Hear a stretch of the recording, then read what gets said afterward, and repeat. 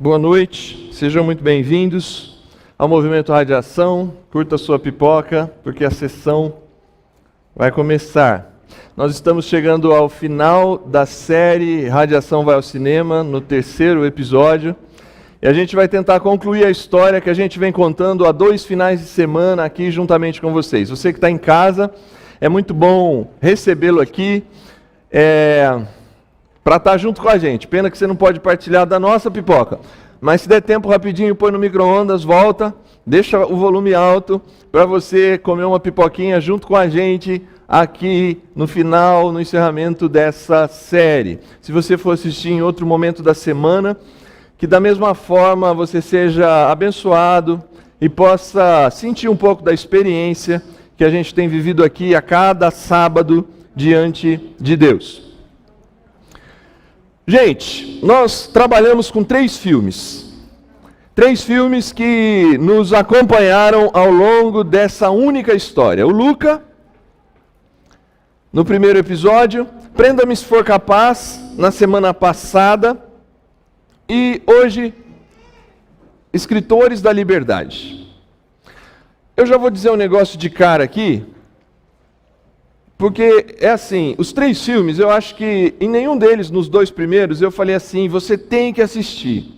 Mas se você nunca assistiu Escritores da Liberdade, pega hoje à noite, na Netflix, ou amanhã, tira 2 horas e 13 minutos do seu tempo, porque esse filme dos 3, talvez é o menos famoso. Mas, sem dúvida nenhuma, é o que mais vale a pena você conhecer a história. Eu acho que a premissa básica que norteia todo o filme é se é possível reescrever uma história. Dependendo do rumo que a sua história de vida tomou, por vezes eu acho que essa é a pergunta que você mesmo se faz. Eu já errei tanto, eu já andei por tantos descaminhos, ou eu já vivi tanta coisa, e eu já sou marcado, as pessoas me conhecem por isso ou por aquilo, eu sou taxado assim ou assado. Será que é possível reescrever a história de alguém?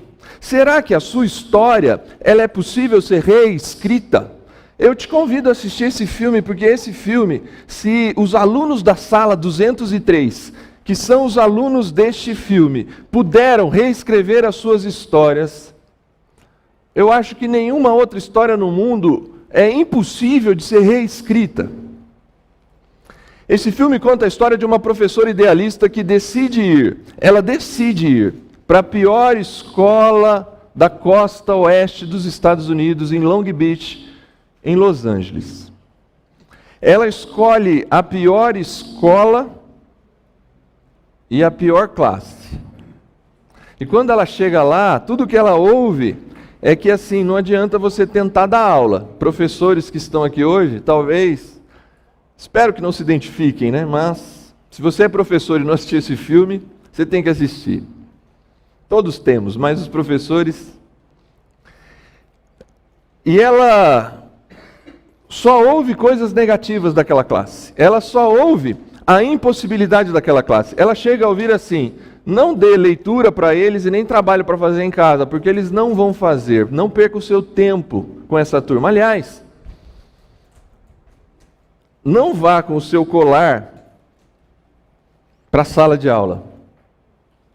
Aqui eu estou com a Hilary Swank, que é a personagem que faz a Erin Grunwald no filme. Essa é uma história real. Essa é uma história real que conta a história de uma mulher que, com a sua disposição, reescreveu a história de 150 alunos numa condição de extrema pobreza, violência, assédio e desilusão com a própria vida. Vale a pena você conhecer.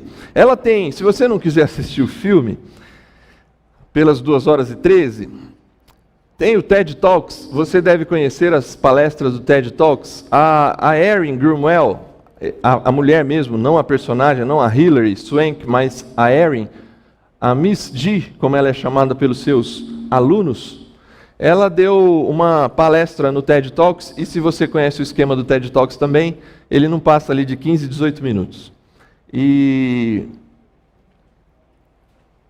dentre várias frases, eu pensei essa frase da Erin, uma professora ordinária que viu e viveu coisas extraordinárias. Uma mulher simples, que poderia ter escolhido ser advogada, mas ela tem uma lógica para escolher a profissão de professora muito interessante. Ela diz assim: meu pai era um ativo membro da defesa dos direitos civis norte-americanos. E eu cresci num ambiente de ver o meu pai sendo uma referência para as questões dos direitos civis, a questão da questão da segregação racial nos Estados Unidos. O pai dela foi um forte defensor da queda dessas coisas nos Estados Unidos. E ela entendeu que ela deveria seguir o caminho do seu pai, e a primeira decisão é pela advocacia, pelo direito. Só que a conclusão dela é a seguinte: quando eu defendo um garoto, um delinquente, uma pessoa envolvida com drogas, alguém que atirou em alguém, no tribunal, a guerra já está perdida. A guerra já está perdida. Eu quero ser professora para tentar reescrever a história e fazer a pessoa vencer a guerra. E ela diz no TED Talks que eu sei que eu ia ganhar menos. Mas o meu foco não era o dinheiro. O meu foco era cumprir o meu propósito de vida. Essa mulher, ela vai se envolver com esses alunos e tem 4 informações, como a cada semana eu tenho feito, que você precisa saber, mesmo que você não assistiu o filme, para acompanhar a série aqui com a gente. E aí a gente abandona um pouco o filme, vai dando algumas referências ao longo da exposição aqui. Primeira coisa, aqueles alunos latinos, negros, asiáticos, mexicanos, poucos brancos, branco no sentido do branco norte-americano. Eles não tinham nenhuma perspectiva de vida longa. Todos eles trabalhavam com a hipótese, eles tinham entre 14 e 15 anos. Eles trabalhavam com a hipótese, assista o filme, de que o máximo de vida que eles tinham era até os 20 anos de idade, naquela condição que eles viviam. Porque era uma classe que tinha esses grupos, e esses grupos eram segregados. Hispânicos, asiáticos, negros, todos grupos fechados, como gangues, e eles mesmos se matavam uns contra os outros. As pessoas ao redor não tinham nenhuma expectativa positiva para eles. Diretora da escola, os outros professores, a sociedade em volta desprezava, na verdade, a presença deles naquela escola. Eles eram extremamente desprezados, aquela classe era desconsiderada. Eles não tinham acesso a nada. Se eles não tinham expectativa quanto a eles, a sociedade também não tinha expectativa quanto a eles. Uma única pessoa muda essa história. Uma única pessoa que é colocada nessa história vai mudar completamente a história desses meninos e meninas e daquela escola. Ela vai mudar completamente aquele cenário. E não é forma de dizer, é exatamente a expressão do que você vai conhecer da história da Miss G. Ela muda completamente um cenário. E a última coisa que você precisa saber é que aqueles alunos foram alcançados por uma firme decisão de uma mulher que decidiu transformar uma realidade. E eles não queriam. Ou pelo menos eles não sabiam o que queriam, ou não sabiam o que precisavam, ou não sabiam que havia uma outra alternativa. Eles não tinham na expectativa deles a possibilidade de entender que a história deles poderia ser reescrita. Eles tinham convicção que a história deles era aquela, mas a firme decisão de uma mulher que lutou contra tudo e todos, inclusive contra a classe, faz com que eles vivam um processo de transformação. Quase de forma gratuita, essa mulher entregou tudo para eles, gratuitamente. Eles foram alcançados pelo benefício da Mrs. G. Mas para ela o custo foi muito alto. O custo para Erin Grunwald foi altíssimo. E só assistindo o filme e o TED Talks você vai saber. Escritores da Liberdade, a solução de tudo. Nós vamos utilizar um texto, continuação do texto da semana passada de Romanos 7, em Romanos 8, para a gente tentar solucionar o problema que foi criado. Esse filme apresenta uma condição de um problema muito grande, de pessoas que já não viam mais condições da história deles ser diferente. E agora a gente vai ver um texto de Romanos 8 que mostra para a gente como é possível reescrever histórias. Portanto, agora já não há condenação para os que estão em Cristo Jesus. Porque por meio de Cristo Jesus, a lei do Espírito de vida me libertou da lei do pecado e da morte. Porque aquilo que a lei for incapaz de fazer por estar enfraquecida pela carne, Deus o fez, enviando o seu próprio Filho, à semelhança do homem pecador, como oferta pelo pecado.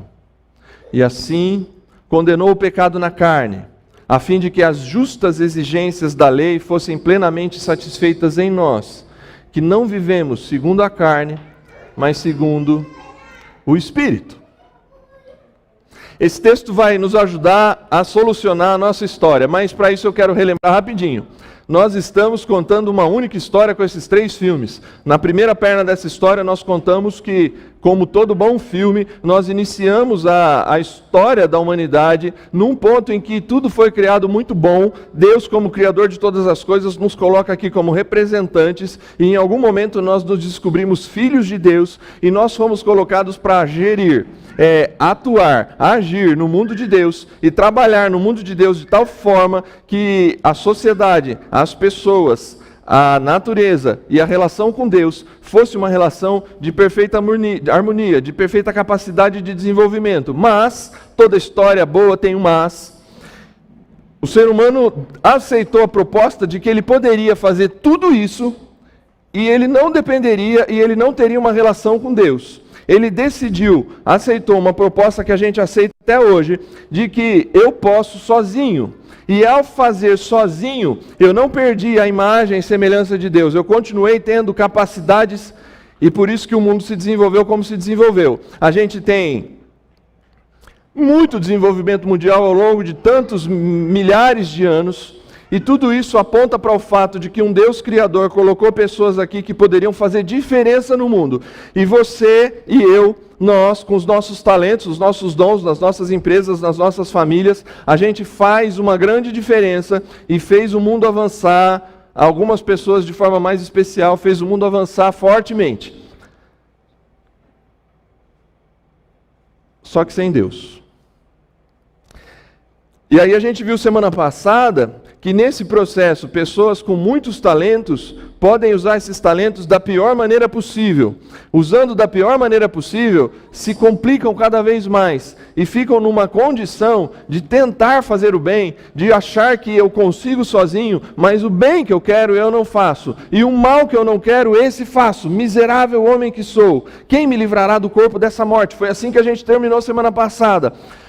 Numa situação difícil, numa parte do filme, da nossa história que a gente está contando, que parecia que a gente chegou num ponto que não tinha mais possibilidade de que a história encontrasse de novo com o começo dela.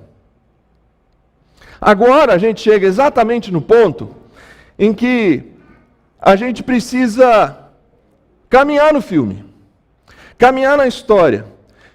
E a pergunta que ficou, de alguma forma, semana passada, e eu tento trazer para você hoje, é: e agora? Como é que as coisas podem se resolver? Como é que esse filme, como é que essa história vai encontrar um final feliz? Como é que a minha história pode ser reescrita? Tudo que eu já vivi até hoje, tudo que eu estou construindo até agora, as decepções que eu já tive, será que é possível ainda reescrever essa história? Será que é possível encontrar um final feliz para essa história? Romanos 8, de 1 a 4, traz para a gente a resposta. E a primeira coisa que ele nos diz, esse texto nos diz, é que em toda a história há um ponto decisivo de transformação. O texto diz assim: agora já não há condenação para os que estão em Cristo Jesus. A expressão "estão em" ela é o... A Paula perguntou se tem alguém aqui da área da educação. Tem alguém aqui da área do roteiro? Ela é o plot do roteiro. Ele é o ponto decisivo. Sabe aquele filme que você está assistindo? Quando você chega num ponto do filme, 1h15 do filme mais ou menos, que você fala, meu Deus, é isso. Fulano é irmão de ciclano. Ou, uau, é essa pessoa. Uau. Quando você chega num ponto do filme que você fala assim, que o filme te surpreende. É exatamente esse ponto. Para a gente, lendo aqui friamente o texto de Romanos 8, 1-4, não faz o sentido que fez para aqueles primeiros leitores, porque eles estão diante de um ponto de transformação, porque o texto terminou no verso anterior, no capítulo 7, quem me livrará do corpo dessa morte? Como eu resolvo o problema? E Paulo diz assim, agora, já não há condenação para os que estão em Cristo Jesus. Não precisa levantar a mão, como o nosso ambiente não é tão claro assim, não vai dar para perceber, a máscara ajuda também, mas eu tenho absoluta convicção que tem alguém aqui que já teve uma grande dívida a ser paga. Alguém que se meteu numa dívida tal, que achou que não podia pagar. Perdeu noites de sono. Pessoas comuns, pessoas que não são, talvez assim, levianas com as suas contas, quando elas têm dívidas, eu não estou falando desespero, porque às vezes o desespero não vai adiantar, mas dívidas altas, elas fazem com que a gente perca noites de sono e se preocupe e tenha vergonha, e carregue nas costas um fardo tão grande que a gente levanta, e a gente levanta sabendo que a gente não vai pagar aquela conta. E que aquela conta vai nos perseguir. E que aquilo trouxe para a gente, tirou toda a nossa alegria, tirou o sabor da comida, tirou a alegria da música, tirou a alegria de um culto, tirou a alegria da possibilidade de sair com os amigos e pedir uma pizza e pagar tranquilo, porque aquela ideia da dívida, de vez em quando ela pisca. Deve ter gente aqui assim que já passou por isso.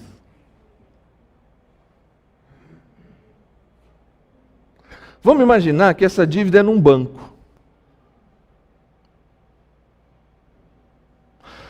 Vamos imaginar que essa grande dívida é num banco, porque o pior lugar para dever é no banco, não é?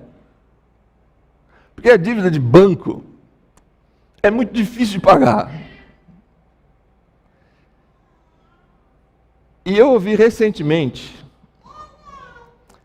de um amigo, nem sei em que circunstância foi, mas ele falou assim, se você processar esse banco, vai demorar primeiro 20 anos para sair o resultado do processo. E segundo, se você ganhar, vai ser títulos precatórios, você não vê um tostão na sua mão. Porque um banco nunca perde. Tem algum banqueiro aqui? Um banco nunca perde. Um contrato de um banco, por melhor que seja, ele dá todas as garantias para que o banco não seja prejudicado quando você não conseguir pagar suas dívidas, e você perde os seus bens, você fica com o seu nome sujo, e você acorda todos os dias dizendo assim, a minha história chegou no seu ponto final. Para você entender o que está escrito aqui, eu preciso que, mesmo que você nunca deveu, você tivesse essa consciência do que é essa dívida estratosférica dentro de um banco. E todos os dias você acordar mal. Mas um belo dia você está passando na avenida que tem o banco. E na avenida que tem o banco, do banco atravessa uma pessoa e pega a sua mão e fala assim, vem cá, que agora eu vou pagar a sua dívida. Você deve aí nesse banco, né? E você olha para a pessoa, como assim? Não, eu vou pagar. Não, mas você... Quem é você?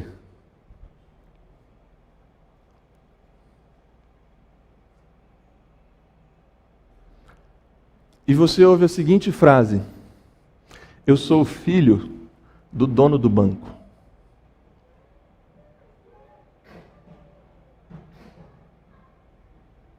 Hã? Qual é a vantagem do filho do dono do banco pagar a sua dívida para o banco? Porque o filho do dono do banco é o dono do banco. E se o filho do dono do banco é o dono do banco e o filho do dono do banco pagou a sua dívida para o dono do banco, quem pagou a sua dívida foi o dono do banco. Agora vamos aumentar um pouco essa história? Esse filho do dono do banco não pagou só a sua dívida, ele decidiu pagar a dívida de todas as pessoas que deviam para aquele banco. Na lógica humana não faz sentido, mas é o que está escrito aqui. Agora, já não há mais dívida e condenação, já não há mais nada que você deva para os que estão em Cristo Jesus. Esse é um ponto de transformação da história. Quando você entende, porque qual é a ideia? Eu errei, eu fiz besteira, eu tornei a minha vida difícil, eu criei um clima, eu prejudiquei o meu relacionamento, eu entrei na dívida, os meus erros me fizeram estar nessa situação. Na lógica da justiça, quem paga é você, não é seu pai, não é seu irmão. Quem vai pagar é você, óbvio. Tem fiador, tem um monte de coisa, mas de forma simplificada, a responsabilidade é sua. Na lógica dos céus, essa história que está sendo contada, esse é o grande ponto de transformação da história, quando a gente descobre que o próprio Deus, por meio do seu Filho, decidiu pagar a nossa dívida. O texto continua e vai dizer que agora, nessa nova configuração, em que já não há mais dívida ou condenação para aqueles que estão em Cristo Jesus, porque quem paga a dívida não é você, é Cristo Jesus, há um ponto fundamental e decisivo de desequilíbrio, porque por meio de Jesus Cristo, a lei do Espírito de vida me libertou da lei do pecado e da morte. O texto é difícil, mas é fácil. Nós temos aqui, e aí foi bom a Paula ter feito o que ela fez na ministração hoje, nós temos aqui como se fossem duas leis operando na sua vida. A lei da condenação, que é a lei que diz assim: você deve muito, você criou sérios problemas no seu casamento, você criou sérios problemas na sua empresa, você criou sérios problemas para muitas pessoas, e você precisa pagar. E é bom que se diga, é justo que você pague. Só que Paulo fala assim, só que agora, por meio de Cristo Jesus, a lei do Espírito de vida me libertou da lei do pecado e da morte. O ponto de transformação trouxe um ponto de desequilíbrio. Perdeu-se a noção, Paulo está explicando assim, não tem comparação a operação da morte com a operação da vida. Não há comparação que se faça entre o que a vida faz e a morte tem feito. E eu e você, nas nossas escolhas, por vezes nós temos caminhado para um processo de destruição das coisas, de mostrar que a gente é incapaz. Só que quando estamos em Cristo Jesus, há um completo desequilíbrio e uma única pedra, ela é suficiente, ela é muito mais forte que diversas outras, porque o que Cristo faz não se compara em força, em poder, ao que cada um de nós talvez contribuiu para complicar a nossa situação. E por fim, há um ponto decisivo para reescrever a história. E aqui eu queria concluir com vocês. Eu te contei uma única história com 3 filmes. Na semana passada, a gente falou um pouco da nossa incapacidade, da nossa vontade que nos escapa, da frustração que sempre nos alcança. E cada vez que a gente se apoia na religiosidade para dizer que a frustração não vai nos alcançar, a gente pode colocar uma máscara e dizer que a nossa vida não tem frustração. Mas só quem deita no travesseiro sabe que a gente está contando uma mentira. Porque mas dia menos dia, em alguma área da vida, alguma pessoa, a natureza,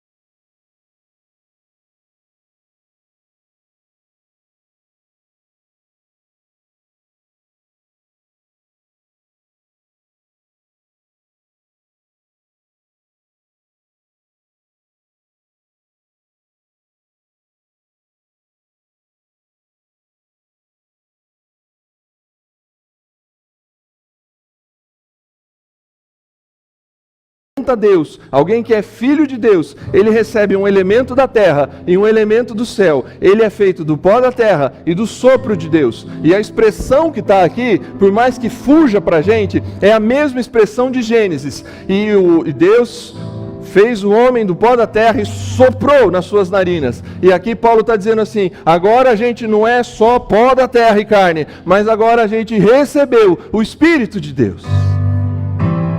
Porque agora de novo soprou o Espírito de Deus, e o Espírito de Deus soprou e fez a gente nova criação, e a nossa história passa a ser reescrita em Cristo Jesus.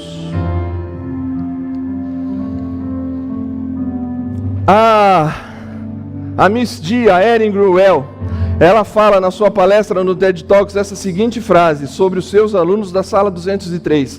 Talvez eles não pudessem mudar os personagens de sua vida. Talvez a caneta seja mais forte que a espada. Talvez eles possam reescrever o final das suas histórias. Escritores da liberdade é porque eles escreveram um livro a partir das suas próprias histórias, e ao escreverem as suas próprias histórias, eles conseguiram reescrever o final das suas histórias. Alguns desses garotos, desses 150 garotos, foram as primeiras pessoas nas suas famílias a encontrarem a formação universitária, a terem um salário decente. E ela disse que, enquanto ela vivia essa história, ela disse assim, eles nunca deixarão de ser quem são. Negros, hispânicos, asiáticos, que vêm de uma origem, de uma história de profunda pobreza, decepção, que carregam a morte dos seus amigos sobre eles, que têm um medo da morte diferente de alguns de nós, mas talvez a caneta poderia mudar a história da vida deles. Talvez, e me permita trazer para para a minha história, para a história nossa que eu estou contando, talvez a palavra ela possa ser mais útil do que a nossa força.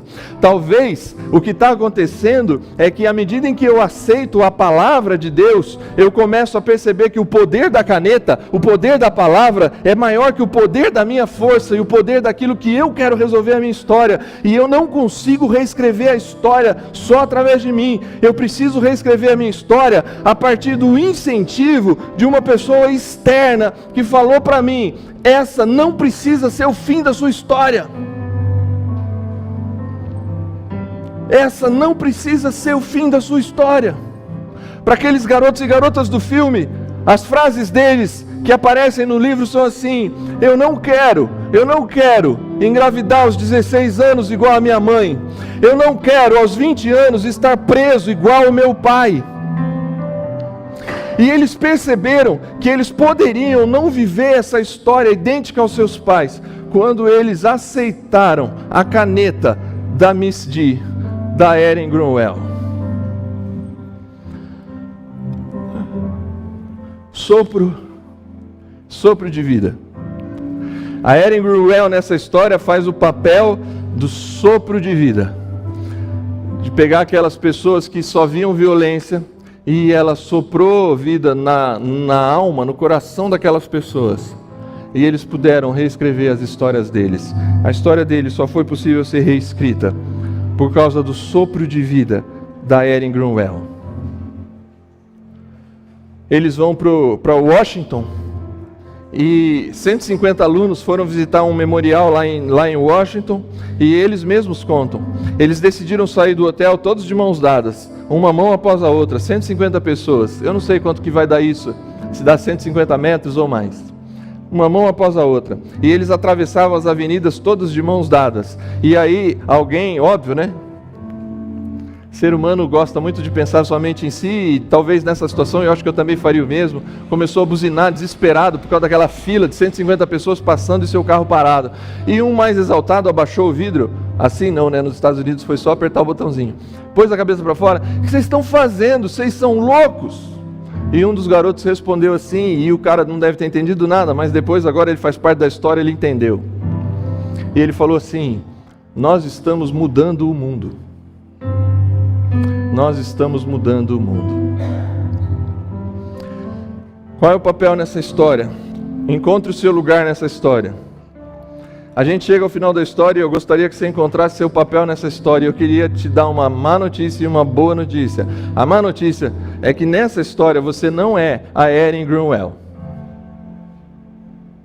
A Erin Grunwald, se ela pode ser comparada a alguém nessa história, é o sopro de vida e o próprio filho do dono do banco. Eu e você somos a sala 203.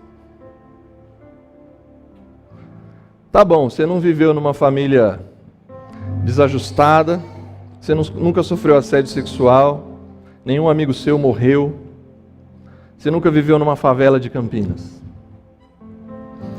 Mas a nossa história está construída como a sala 203. A gente entendeu e aceitou, e a vida ensinou para a gente que só a gente cuida da gente, que nós somos responsáveis por nós mesmos, que ninguém, a gente virou gangue.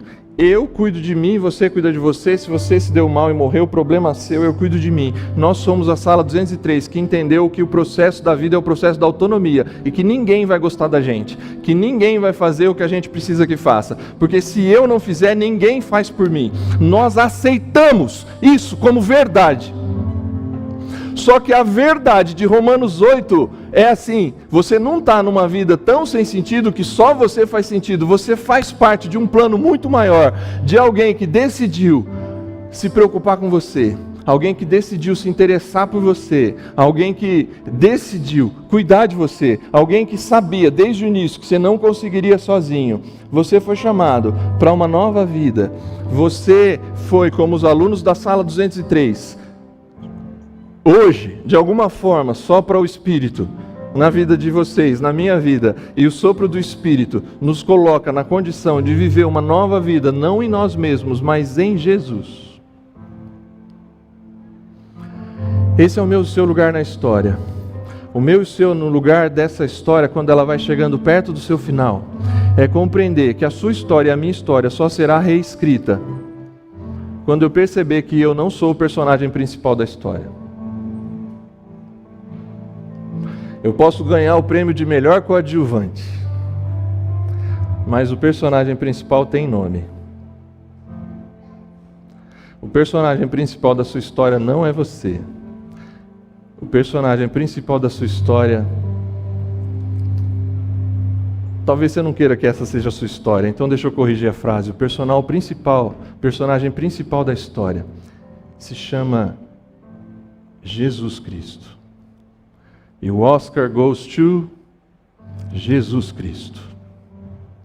Ele é o personagem principal, e se você deixar que ele seja o personagem principal da sua história, você vai receber junto com ele, porque ele vai falar, vem aqui. Ele vai estar com o Oscar na mão, como ele estará, como ele já está. Ele vai falar, vem aqui, sobe aqui, porque o Oscar é seu. Porque a minha vitória é a sua vitória. A gente não é mais escravo de nada. Agora a gente tem na nossa história Cristo Jesus. Que Deus te abençoe.